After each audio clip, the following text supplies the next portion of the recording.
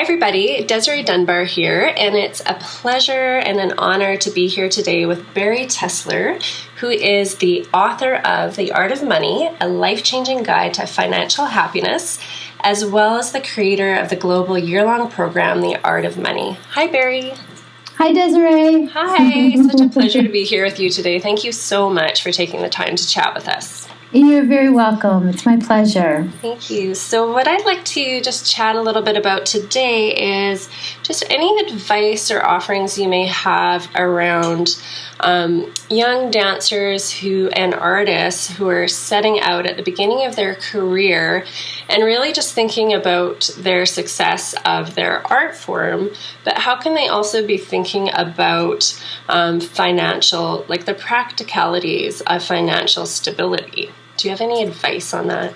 Well, why don't I back up and give just a little bit of my journey so they can even understand, where I'm coming from, and then we'll get to some of the practicals. Perfect. So how about that? Love it. So, for me, I grew up wanting to be a solid gold dancer. I'm probably older than everyone who's going to be listening to this and about to hit 48. But I grew up as a dancer, not as a professional dancer, but in dance troupes, and that was my modality. That was my form. So I get it. That's the world I come from. And I wanted to be a solid gold dancer or a businesswoman.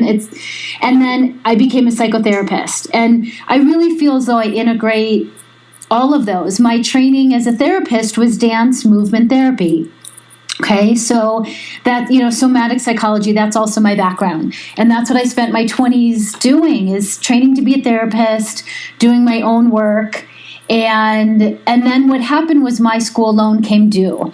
So I think that I have never been a professional dancer, but there's similar as a therapist, as an artist, there's similar mythologies and there's similar old beliefs and old traditions that, as we were briefly saying before we started the recording, need to be updated, right? And, Absolutely. The artists have their own set, therapists have their own set. It's everything from you have to be a starving artist, or money is not spiritual, or, you should just do your good work, or you should just do your art, and somehow you're going to be compensated, magically compensated. Mm-hmm. And, I had all of those thoughts. Money's not spiritual. Money's actually bad and evil. That was, I don't want to be a part of the system. I had all of this going on in my 20s. And I also had no idea how I was going to create a livelihood out of my gifts and my skill sets. And I really didn't know, and in my 20s, I was making $11 an hour, working in the mental health field, working in hospice. And, I did such good work, and it was such a deep work. But for me, what happened was my school loan came due.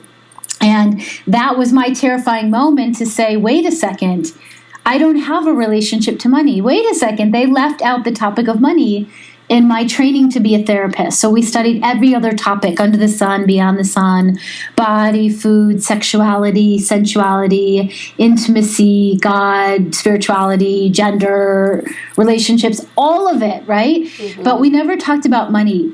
And so here I was, having to soon pay back my student loan and live in the real world. And how was I going to do this, And I was terrified, and I really thought about running away. I thought I'd run away and become a nomad and just travel forever.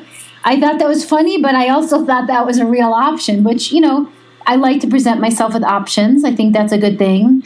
And then I finally realized, wait a second, okay, I did not receive a financial education from grade school on up in small increments on a practical level, emotional level, psychological level, spiritual level. I thought I was the only one. And then I started looking around and realizing everyone in my community, no matter if they came from a wealthy background, middle class, what they considered more of a poor, environment or poor background, we all did not receive a financial education from grade school on up in small increments. It was mind-blowing to me to finally realize this. And then I was personally zapped with a mission to learn everything I could myself and then to be able to teach it to other people. I really thought I'd be, a dance movement therapist, somatic therapist around sexuality and body and food and sensuality and grief and death, all those good topics. Mm-hmm. And, as you read the book, This is something I've been teaching now for 15 years. It integrates the emotional and psychological parts of money with the very practical and with more of the goal setting and the visioning. So I just want to honor that this was not part of our education, no matter if you're a dancer, an artist, a therapist, or, in the business world. Even my folks that go to traditional, go to get an MBA, go to get an accounting degree, they learn the practical side of money, but they do not learn how to deal with their emotions around money, or their money psychology, or the spiritual components of money. So I think that as adults, and usually my community is 25 to 75 years old, we need to learn about our relationship to money. And, the entire book takes you through a journey that I teach in a year-long program that I've been teaching in every format for years, that takes you through a process of understanding what are your set of emotions around money. Is it anger? Is it sadness? Is it anxiety? Is it wanting to fall asleep because this part of life is so boring, to excitement or hope? Because, money is a tool. Money represents many things to us, but ultimately it's a tool. It's a form of exchange, and it helps us buy good food, or it helps us get a massage, It helps us, do some self-care things that when I was making $11 an hour working for the mental health field, I couldn't pay for, And that was part of the impetus to try to understand money more, or to learn how to create a livelihood better. So I have so much to say, but I know we're just beginning here. But, whether you're an artist or a therapist, we are doing this work because we just love it. We're so called to do it. And at the same time, we have to, at some point, understand the practical side of money and the business side of life. And those were, again, skill sets that I'm a creative person. This stuff is so boring. I don't want to have anything to do with it. And also, I knew I was very smart in many ways, but not in traditional ways. So I wasn't great at math growing up. And so somehow I'd equated, if I'm not good at math, I could never learn a bookkeeping or tracking system to look at my numbers. Or if I'm not good at math, I can never do money. And that's not true, at all. When someone taught me how to use Quicken and QuickBooks years ago, they had to sit down and literally, kind of hold my hand. And I always say I had lots of dark chocolate, while I was learning QuickBooks. And there were definitely some tears. This stuff was scary for me. It was hard. But I learned it. And I feel like if I can learn it, then anyone can if they have a good teacher, and good, someone who can hold their hand or sit with them and show them how to use a program like this. And so, we need to learn as artists and therapists, we need to learn the business side of our craft and become smart and savvy in these ways. Learn the language of money, learn a bookkeeping system, start tracking your numbers, even when you think they're so small, but start looking at them and tracking them. And yes, for some of us that scares us, but I found that starting to befriend my numbers and learn what they are also helped me start to create some goals, or some, a set of, a vision, or some next step dreams of, okay, I'd like to break through this money ceiling, or maybe I need more gigs.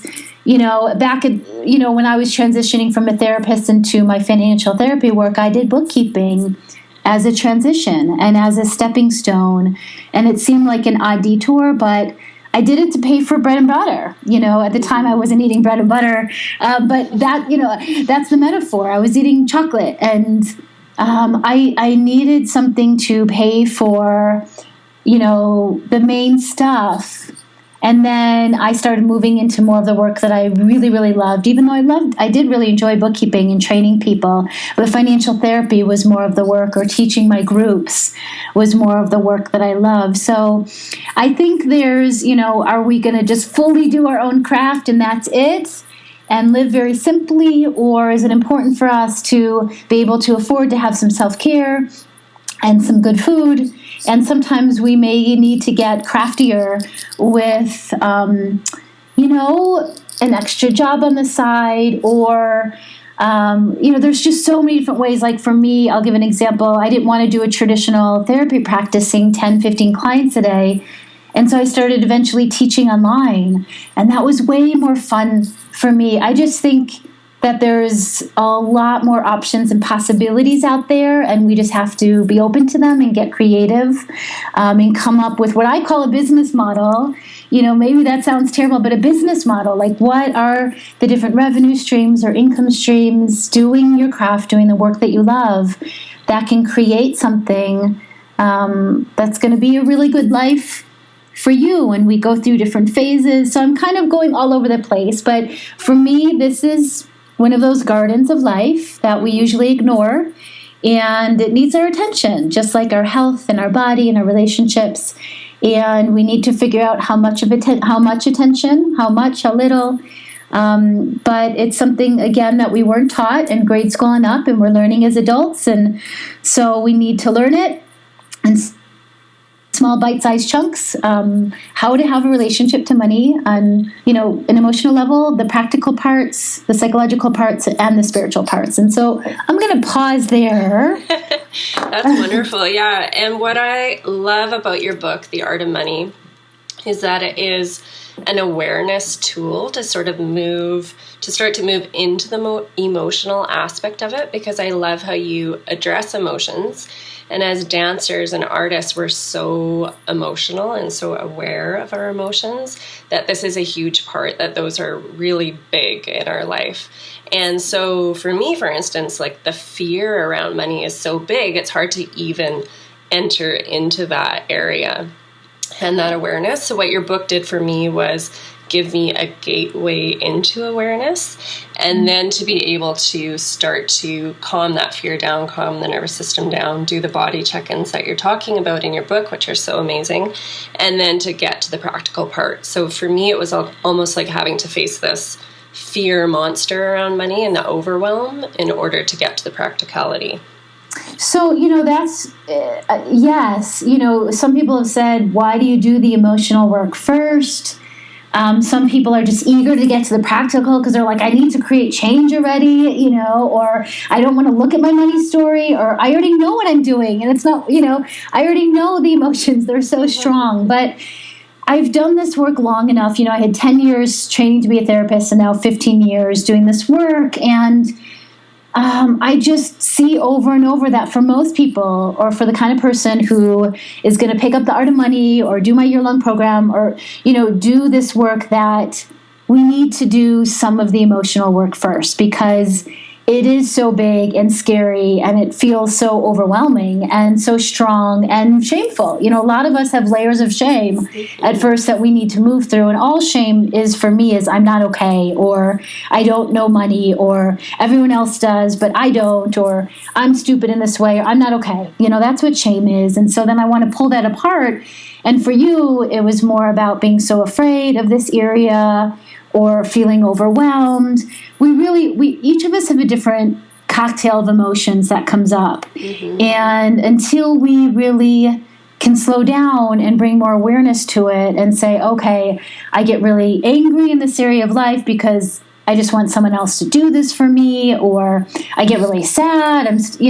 My needs and wants weren't met as a child in certain ways, and I'm still waiting for them to be met, or, on and on, or I just think I can never do this. And so I do find over and over and over that the tools of what I call the money healing section, mm-hmm. and the tool of the body check-in, which is, I would imagine dancers would love that. It's interesting because for me, that was what came from my somatic training as a therapist, was how to remember how to check in with my body again, how to remember to listen to my body, its messages, my intuition.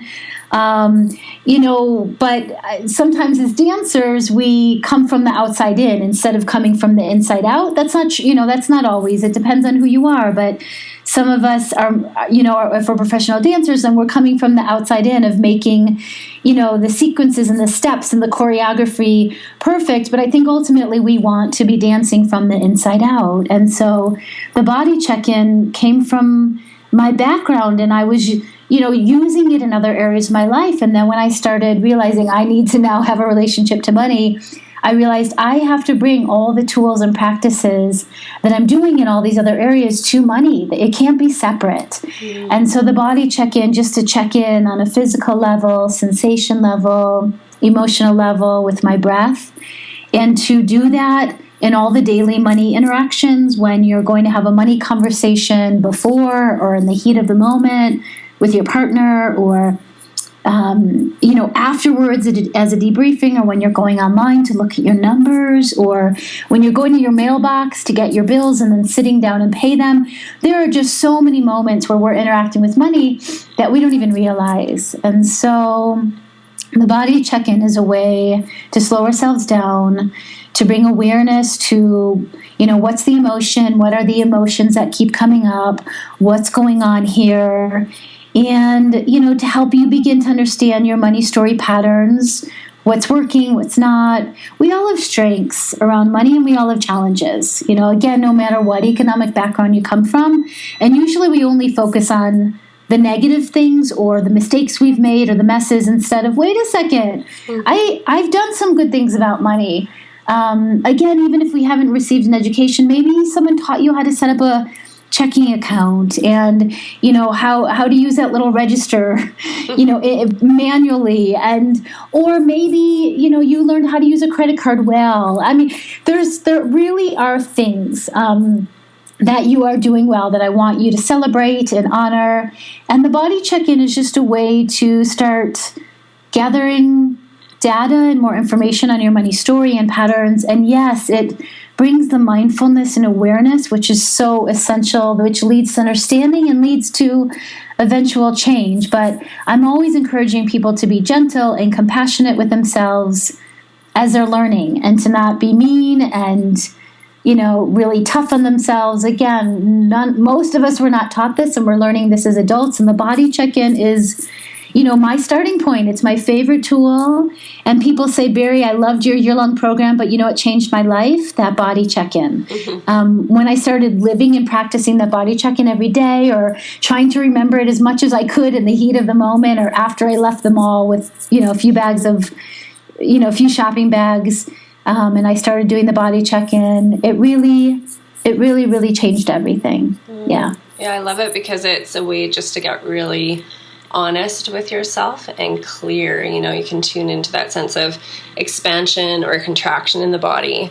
And when we're dancing, and I've trained in the Martha Graham technique, and it's all about expansion and contraction, whether you're going out and reaching out or you're coming back into yourself.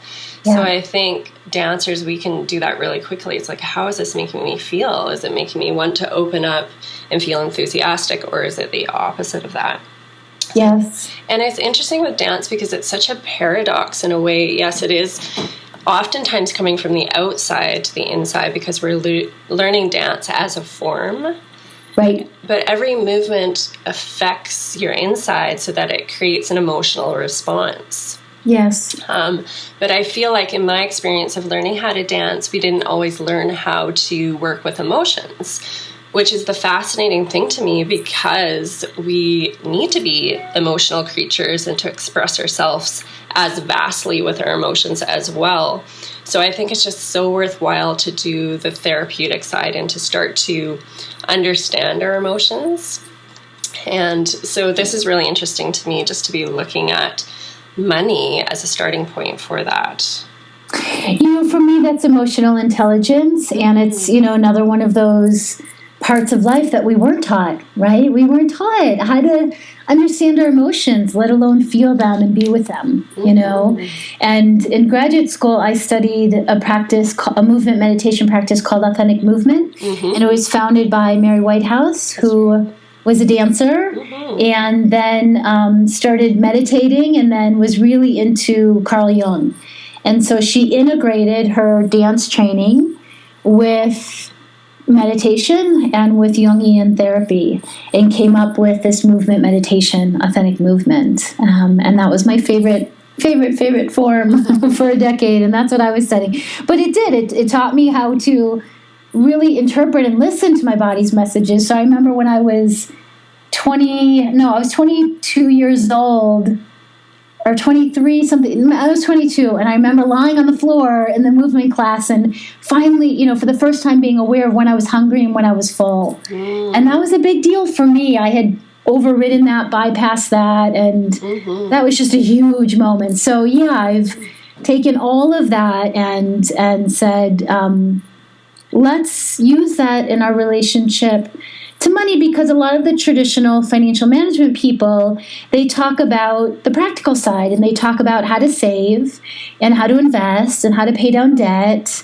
and what's retirement and all kind of the basic things. And that's all important. That's part of learning the language of money.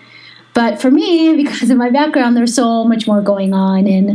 And first stop is understanding our emotions, and then we can really move into being more excited to set up a bookkeeping system. I've seen people be terrified of the numbers and think they can never learn a bookkeeping system. And after they did the emotional work and understand themselves better and calm down and became a little more neutral, not like emotions go away, they won't, like we're not, for me, we're emotional beings, but I still have big reactions, but I know to go up, body check-in, take myself to the bathroom in the middle of a car dealership, and do a body check-in and then come back, and I can make a good decision then, So, but I've known people who do, over and over and over in my program, they do the emotional work first, and then by the time we get to choosing a bookkeeping system, it's still scary, but they're way more ready. And some people are just really straight up excited,